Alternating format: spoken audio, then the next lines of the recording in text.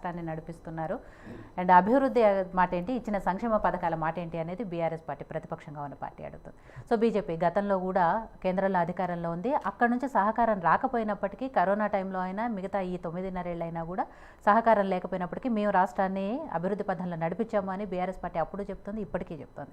ఇప్పుడు బీజేపీ సరే సహకరిస్తోందా కేంద్రంలో ఉన్నది కాంగ్రెస్ పార్టీకి అనేది తర్వాత విషయం. బట్ ఇప్పుడున్న పరిస్థితుల్లో తెలంగాణ రాష్ట్రానికి సంబంధించిన అప్పుల గురించి మాట్లాడితే బీజేపీ పార్టీగా ఏం చెప్తారు? ముందుగా మీకు అలాగే యోయూటీవీ ప్రేక్షకులకి ప్యానెల్ ఉన్న మిత్రులకు నమస్కారం.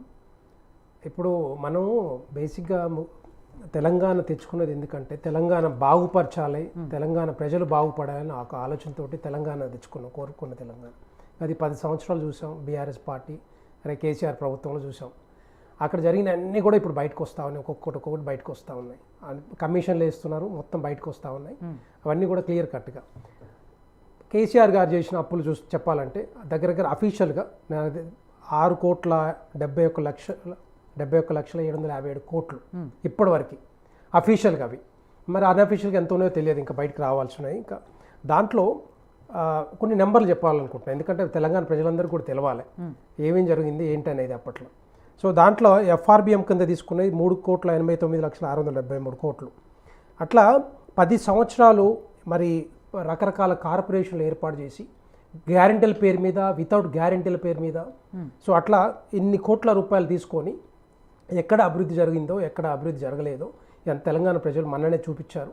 మన పార్లమెంట్ ఎన్నికల్లో, అంతకుముందు అసెంబ్లీ ఎన్నికల్లో క్లియర్ కట్గా అందరూ చూసాం మనం అందరూ కూడా. సో ఇది ఏంటంటే బీఆర్ఎస్ ప్రభుత్వం కానీ కేసీఆర్ కానీ చేయని పనులు మరి కాంగ్రెస్ పార్టీ చేస్తుంది అనుకున్నారు. కాంగ్రెస్ పార్టీకి మ్యాండేట్ ఇచ్చారు మొన్న అసెంబ్లీ ఎన్నికల్లో. కాంగ్రెస్ పార్టీ ఏం చెప్పింది, రేవంత్ రెడ్డి గారు 6 గ్యారెంటీల పథకం తీసుకొస్తాం, 400 హామీలు ఇచ్చారు. ఈ 6 గ్యారెంటీలు నిజంగానే హామీలు అమలు చేస్తారని చెప్పి తెలంగాణ ప్రజలందరూ కూడా సరే గెలిపించాలి కాంగ్రెస్ పార్టీని గెలిపించారు. దాంట్లో బీజేపీ పార్టీ మరి మొదలుపెట్టి యుద్ధాన్ని మొదలుపెట్టి ఏదైతే మనం చేశామో దాంట్లో ఇప్పుడు కాంగ్రెస్ పార్టీ అవకాశం తీసుకొని ముందుకు వచ్చింది, గెలిచారు, మ్యాండేట్ ఇచ్చారు, గెలిపించారు. కానీ ఇక 6 గ్యారెంటీలు వచ్చిన తర్వాత కూడా ప్రభుత్వంలోకి వచ్చిన తర్వాత కూడా 6 గ్యారెంటీల పథకం దగ్గర 100 రోజుల్లో కంప్లీట్ చేయాలి. డిసెంబర్ 9 తారీఖు నుంచి మొదలు పెడితే 100 రోజులు కంప్లీట్ చేయాలి. ఈ లోపల ఎన్నికలు వచ్చినాయని చెప్పారు. ఈ 6 గ్యారెంటీలు అమలు చేయకముందే ఒక 3-4 చేశారు ఇప్పటివరకు, మిగతా అన్నీ అట్లాగే ఉన్నాయి, ఇంకా టచ్ చేయలే. అవి కాకుండా రోజు అంటే అభివృద్ధి మీద ఆకాంక్ష లేకుండా ఓన్లీ వెల్ఫేర్ మీదనే కష్టపడతా ఉన్నారు. దేనికి? రోజుకు దగ్గర 126,22 లక్షల రూపాయలు అప్పు తెచ్చి ప్రభుత్వాన్ని నడిపించాలి. ఎక్కడి నుంచి వస్తుంది డబ్బంతా? ఎక్కడి నుంచి రావాలి ఇదంతా? ఒకటేమో మధ్య మీద రావాలి, ఇంకోటి భూములు అమ్మాలి, లేకపోతే భూములలో లీజుకి ఇవ్వాలి, లేకపోతే ఇంక వేరే ఏదైనా చేయాలి. ఇంకా వేరే దగ్గర ఎక్కడి నుంచి సోర్స్ ఎక్కడి నుంచి వస్తుంది అది ఆలోచించాలి. వీళ్ళకి ముందే తెలుసు, కాంగ్రెస్ ప్రభుత్వంలో రాకముందు కాంగ్రెస్ పార్టీ రేవంత్ రెడ్డి గారికి వీళ్ళకి ఎక్సర్సైజ్ లేకుండా, ప్లాన్ ఆఫ్ యాక్షన్ లేకుండా, మరి వాళ్ళు ఇవన్నీ డిస్కస్ చేయకుండా ఎట్లా వచ్చారు ప్రభుత్వంలోకి, ఎట్లా వచ్చారు, 100 రోజుల్లో 6 గ్యారెంటీలు అమలు ఎట్లా చేస్తామని చెప్పారు. తెలంగాణ ప్రజలు మోసం చేస్తున్నట్టే కదా ఇది. ఇప్పుడు తెలంగాణ ప్రజల్ని దగ్గర ఇప్పుడు 3 నెలల్లో 100 రోజులు అని చెప్పారు, ఇప్పుడు దగ్గర 199 రోజులు. ఈ రోజుకి 199 రోజులు, 6 నెలల్లో ఎన్ని గ్యారెంటీలు, 6 గ్యారెంటీలు ఎన్ని అంశాలు కంప్లీట్ చేశారు అది తెలియాలి. అదంతా తెలుసు. ఇప్పుడు దగ్గర చిన్న ఏదో టచ్ చేస్తూ ఉన్నారు, వదిలిపెడతా ఉన్నారు. అవి కాకుండా ఈ మరి రోజుకి 126 కోట్ల అప్పు తెచ్చుకుంటూ పోతే తెలంగాణ నెక్స్ట్ 5 yearsలో ఎంత దూరం వెళ్ళాలి, ఎన్ని కోట్ల అప్పులు తెస్తారు అనేది ఇప్పుడు నేను చెప్తాను. వీళ్ళు తీసుకొచ్చింది ఏంటంటే డిసెంబర్ 2023లో ప్రభుత్వంలో వచ్చాక 1,400 కోట్లు తీసుకొచ్చారు. జనవరిలో 3,000 కోట్లు తీసుకొచ్చారు. ఫిబ్రవరిలో 3,000 కోట్లు తీసుకొచ్చారు. మార్చిలో 7,718 కోట్లు తీసుకొచ్చారు. ఏప్రిల్లో 4,000 కోట్లు తీసుకొచ్చారు. మేలో 3,000 కోట్లు, జూన్లో 2,000 కోట్లు తీసుకొచ్చారు. ఇప్పటివరకు 25,118 కోట్లు తీసుకొచ్చారు. అంటే రోజుకు సగటున 126,22 లక్షలు తీసుకొస్తా ఉన్నారు. నెక్స్ట్ 5 yearsకి ఇదే సగటున లెక్క చేస్తే దగ్గర 2,27,197 కోట్లు మరి అప్పు తీసుకొచ్చి ప్రభుత్వాన్ని నడిపిస్తారా? అభివృద్ధి మీద ఆకాంక్షతోటి అభివృద్ధి మన కంపెనీలు కానీ పెట్టుబడులు కానీ తీసుకొస్తారు. ఏ విధంగా చేస్తారనేది ఇప్పుడు చెప్పాలి. వీళ్ళు కాంగ్రెస్ పార్టీ కానీ రేవంత్ రెడ్డి గారు అని చెప్పాలి.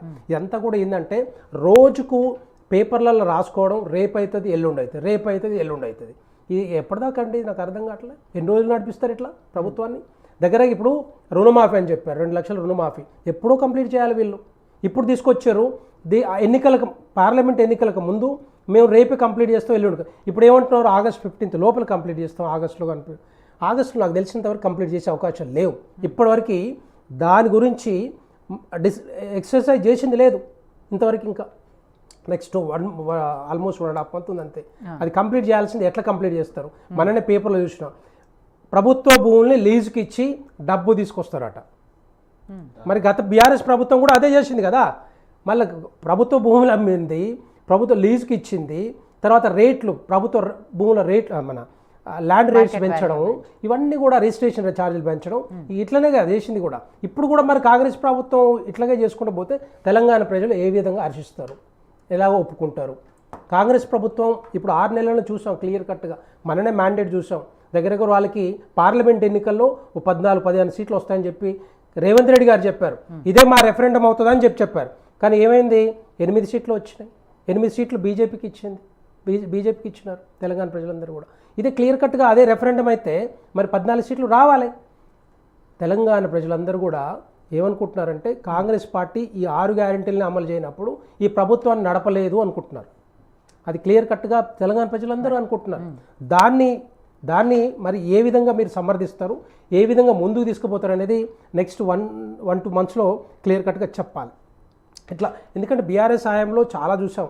ప్రతి కాళేశ్వరం ప్రాజెక్టు కానీ, లేకపోతే భగీరథ కానీ, కాకతీయ కానీ, ధరణి భూములు కొల్లగొట్టిన విషయాలు కానీ ఇవన్నీ కూడా బయటకు వచ్చే అవకాశాలు ఉంటాయి. ఇవన్నీ కూడా లిక్కర్ సేల్స్, ఎంత దరిద్రం అంటే నిజంగా ఈ రోజుల్లో ఎక్కడ ఏ ఊర్లో చూసినా కూడా, ఏ డబ్బా కొట్లో కూడా చూసినా కూడా లిక్కర్ కనపడతా ఉంది, బీర్లు కనపడుతున్నాయి, మందు కనపడుతుంది. పిల్లలు, చదువుకున్న పిల్లలు, హై స్కూల్ స్టూడెంట్స్ కూడా మొదలుపెట్టిన సంగతి మనం చూస్తున్నాం. ఇట్లా ఇంత దరిద్రంగా తయారైందంటే తెలంగాణ, మనం తెచ్చుకున్న తెలంగాణ ఎందుకు నాకు అర్థం కావట్లేదు. ఏ విధంగా మన పిల్లలు బాగుపడ్డాను కాదా, మన తెలంగాణ ప్రజలు బాగుపడ్డాను కాదా? ఇవన్నీ కూడా ఏంటంటే అప్పుడు చేయని ఏదో బీఆర్ఎస్ సర్కార్ కానీ కేసీఆర్ చేయని, ఇప్పుడు మళ్ళీ కాంగ్రెస్ కూడా అట్లాగే చేసుకుంటూ పోతే రేపొద్దున ఎక్కడ దాకా పోతాం మనం? అవన్నీ కూడా బయట, ఇవన్నీ కూడా మరి వీళ్ళు ఏ విధంగా ప్లాన్ చేసి మరి తెలంగాణను అభివృద్ధి చేస్తారో కాంగ్రెస్ పార్టీ, రేవంత్ రెడ్డి గారు చెప్పాలి.